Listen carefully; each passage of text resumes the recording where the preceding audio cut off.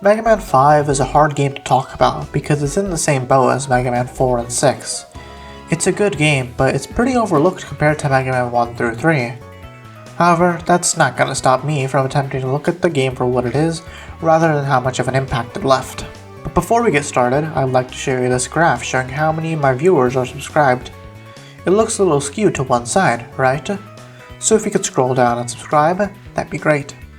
Subscribing convinces YouTube to show my videos to more people, and it motivates me to create new videos. Let's start with the story. Shortly after Mega Man 4, Dr. Cossack decides to work with Mega Man and Light to atone for what he did. He creates two new power-ups for Mega Man to use, Beat and the Super Mega Buster. But 8 new robots have begun to cause havoc, and it turns out that Proto Man is behind it. He kidnaps Dr. Light, and Mega Man sets off to stop the Robot Masters and save Light. Instead of starting with the graphics like I usually do, let's start with the soundtrack, since I forgot to mention that in Mega Man 4. I really like this game's soundtrack, and it's probably my favorite so far. Some of my favorites would include Gravity Man's theme and Starman's theme.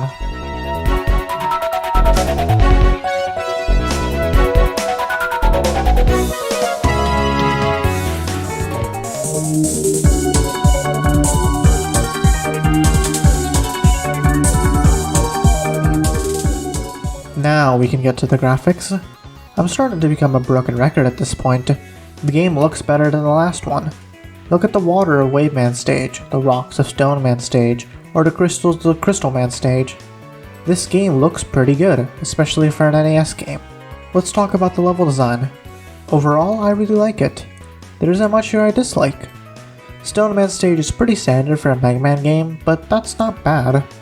Charge Man stage is unique as it takes place on a train, and while there are some other stages to do that, this is the first. Crystal Man stage has some crystals that fall from the ceiling. You can try and rush through it, but you'll die.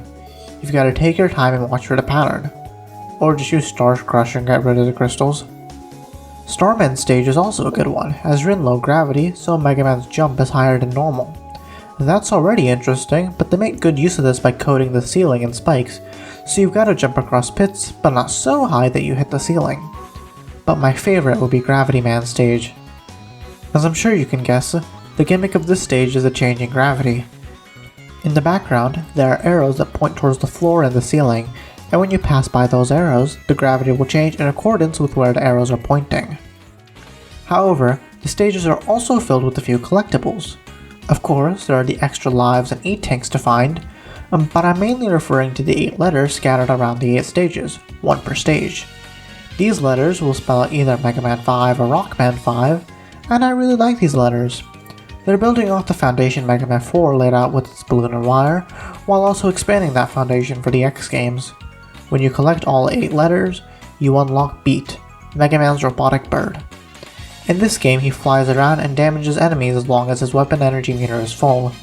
But since you need all 8 letters, which requires you to upload all 8 stages, you're not going to be using Beat until your final Robot Master level. That reminds me of something else I forgot to talk about in my Mega Man 4 video, Eddie. Eddie will appear on a stage and give you some item, whether it be an E-Tank, 1-up, weapon energy, or life energy. He doesn't do much, but it's nice he's here. Mega Man also has a brand new upgrade that I mentioned earlier, the Super Mega Buster. Basically, it's just like the Buster in Mega Man 4, but the charge shot is a lot bigger. I really like this, as your massive hitting shot has a higher chance of hitting enemies. The downside is that if you get hit, your charge gets reset, which is a massive pain. Besides that though, Mega Man plays identically to how he did back in Mega Man 4. I guess that kind of explains one reason this game is so overlooked even compared to Mega Man 4 and 6. Mega Man is nearly identical to how he was previously. But I guess that's talk better safe for the conclusion. Let's get back to the video. With the stages out of the way, let's talk about the bosses. Just like Mega Man 4, I fought nearly all of these bosses Buster only, with the only exception being Wave Man. Not even like him. He keeps on jumping around, and when he lands, he'll cause some water to rise from the pipes, and this water will block your shots. The water will also rise from your exact position, so it's just a pain to hit him. So I pulled out his weakness. Besides him, however, I went up against the other Robot Masters Buster only. Starman is a pretty easy fight, as he is invulnerable for most of it, but when he lets go of his shield so you can hit him, that's your chance to strike. He's vulnerable for a long time, so it's easy to get a shot at him. Gyro Man is off screen for a good bit of the fight as he sends a propeller down to hit you. Then he'll land on top of you, but you can just slide to dodge him. Then hit him with your charge shot. He'll jump up again and this repeats. Gravity Man has an interesting fight. Naturally, he'll manipulate the gravity to end the fight, so while you're on the ground, he's on the ceiling. Your chance to strike is when the gravity is changing, and both you and he are right next to each other. So yeah, I really like these bosses. They're fun, they require you to pay attention and react to the boss's movements.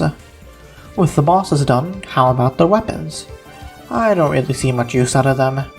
They aren't bad, but the Mega Buster is so powerful now that you don't need them. I never use Charge Kick as the only way to damage something with this weapon is to slide.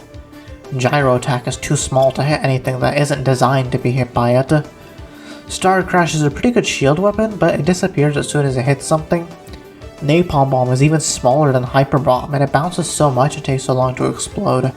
It's a pain to hit anything with Power Stone as 3 stones circle on Mega Man and then disperse with the massive gaps in between the stones. Crystal Eye is similar to Gemini Laser in that if you miss, it'll keep bouncing around. However, Crystal Ball will split into 3, but they also become really small. You might be able to hit something with those tiny balls, but I wouldn't count on it. Gravity Hold is the only one I actually use, as it's basically just a screen nuke. But overall, I don't like this set of weapons. One final thing I'd like to mention would be the upgrades. These upgrades weren't in the original NES port and were instead added in the Complete Works port. If you don't know what I'm talking about, I recommend you watch my Mega Man 4 video. After defeating a boss, you get an upgrade you can use in the levels. I never talked about this in my Mega Man 4 video because for some reason I never got any of these parts, even after defeating all 8 Robot Masters. But in this playthrough, I got 6 of the 8 available parts. The Hyper Jump allows you to jump higher, the Auto Charge automatically charges your Buster, the Energy Saver doubles your special weapon ammo, the Hyper Shot and Hyper Charge Shot make your shots travel faster, and the Hyper Charge allows for the Buster to charge faster. I didn't make use of any of these upgrades in my main playthrough because to equip them, you need to exit the game, go to Light's lab, equip them, and then re-enter the game. And by the time I remembered that these parts existed, I had already beat the game. They're cool, but not necessary at all. But with all that said, let's move on to the castle stages. First is Proto Man's Castle. The first stage isn't much to write home about. The Vanish blocks finally make an appearance, but I don't like them here. There's just so much to memorize over a pit of spikes that by my 3rd death, I just used Rush Gen Rush Coil to skip it. Oh yeah, I forgot to mention, Rush Marine was removed in this game. It hardly got any use on Mega Man 3 or 4, so I don't miss it. The first boss is Dark Man 1. He's pretty easy, he just runs around the arena and fires at you. The second stage also doesn't have much to talk about. There's a part where the platform you need to land on is on a treadmill, and that's kinda difficult. The boss of this stage is Dark Man 2. He doesn't have a Buster to attack with, but he's got legs now, and he's got shields surrounding him. You gotta wait until the shields are behind and in front of him instead of on his sides. Then you can attack. The third stage has an interesting gimmick. The platform you need to stand on moves around, so you gotta keep up with it. There's also a part where you can either stay on the path or abandon it and grab a 1-up and an E-Tank. Don't bother grabbing the E-Tank and 1-up if you're out of Rush Jet energy though. You'll need it since the path will have left you behind by the time you pick both up. The boss of this stage is Dark Man 3. His attacks are interesting as he first shoots out some rings, and if you get hit by them you're frozen in place. Then you can't move until you take damage. Neat. The fourth stage is a pretty good one though. You've got to destroy some pillars to hold up the ceiling. Once the ceiling is low enough you can enter the door and fight Proto Man. However, a cutscene plays out where there are 2 Proto Man on screen. The real one shoots the fake one, and it's revealed that Proto Man wasn't behind this at all. It was Dr. Wily's newest robot, Dark Man 4. Now you've got to fight him. He's pretty difficult as he's a culmination of all the other Dark Man fights. He moves very fast and hits like a truck, so this is one of the fights where I pulled at his weakness. A bird.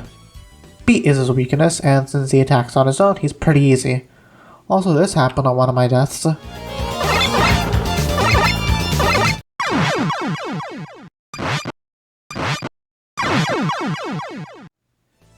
Yeah, I die, then he dies. Great. Also, I believe this idea was spread through a game theory video, but I heard that the Darkman robots were meant to represent Wily's growth as a roboticist.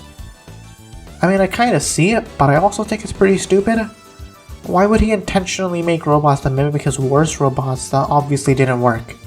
Why would only Darkman 4 be the only one that didn't stand a chance against Mega Man? It's just kinda stupid, much like the rest of that game theory video. Anyways, after we're done with Proto Man's castle, we gotta go after Wily. So we enter Wily Castle 5. And I really hate the first stage. The main gimmick of this level is that there are spinning platforms you need to land on, and half the time these platforms are covered in Jirei, those green spiked enemies. I died so many times that I got a game over and eventually tried skipping it with Rush Jet. The boss of this stage is the Big Pets. I like this boss. You gotta hit the platforms beneath it so they come after you, but you can instead jump on them and hit the weak spot. You can also be damaged by the spikes on either side of the platform, so you gotta be careful. Stage 2 is...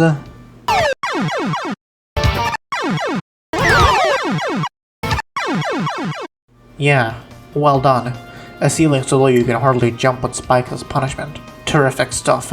There's an underwater section with the same spinning platforms as stage 1. The boss of this stage is Circring Q9. I really like this boss as they have to stand on one of the two platforms to be on its level and attack it. You can't attack all the time though, as the sides will be closed, so you've gotta wait.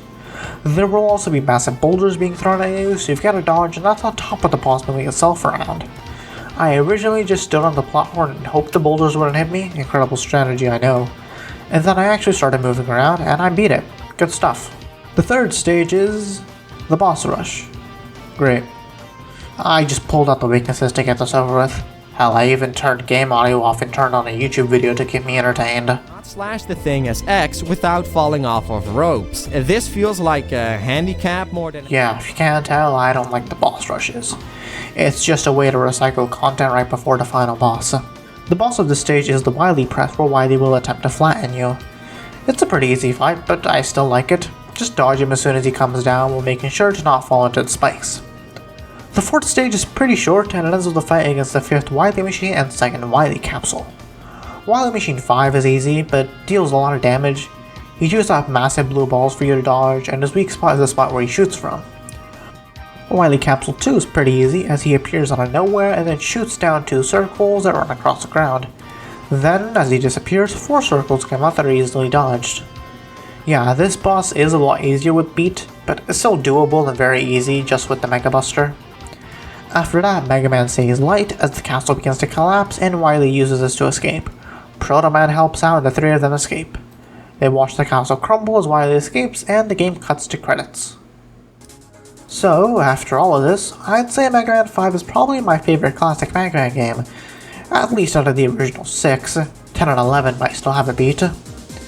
I have my problems with the game, like the weapons not being too useful or some levels being frustrating, but overall I'm still having more fun than I did with the other 4 games. I hardly use the weapons in any Mega Man game, so them not being all too useful doesn't bother me. Some of the castle levels are frustrating, but I'd rather have that than the easy castle levels of 1 through 3 or the exceptionally boring levels of 4. So yeah, I really like this game. But if this game is so good, then why do so many people just disregard it in favor of Mega Man 1 through 3? Well, I think there are 2 reasons.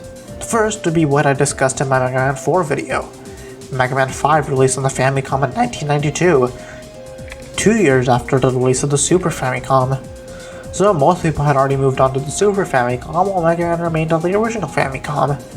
The second reason is something I hinted at earlier in the video. Nothing really changed about the gameplay or its formula. Think about it.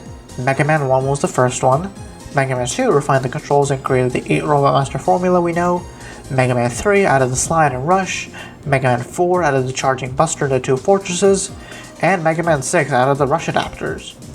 And Mega Man 5 didn't do anything like that. The busters made more powerful and that's about it. From a story perspective, Proto Man is now definitively an ally of Mega Man's, but in a series that cares so little about its story, it doesn't really matter. So it doesn't really do anything to shock you or excite you. It's just another Mega Man game. But as I'm sure you can tell, I don't really care if it's just another Mega Man game. It's still fun. It's still good. And for that, I'll always love it. So I thank you for watching, I ask that you like and subscribe, and I'll see you next time.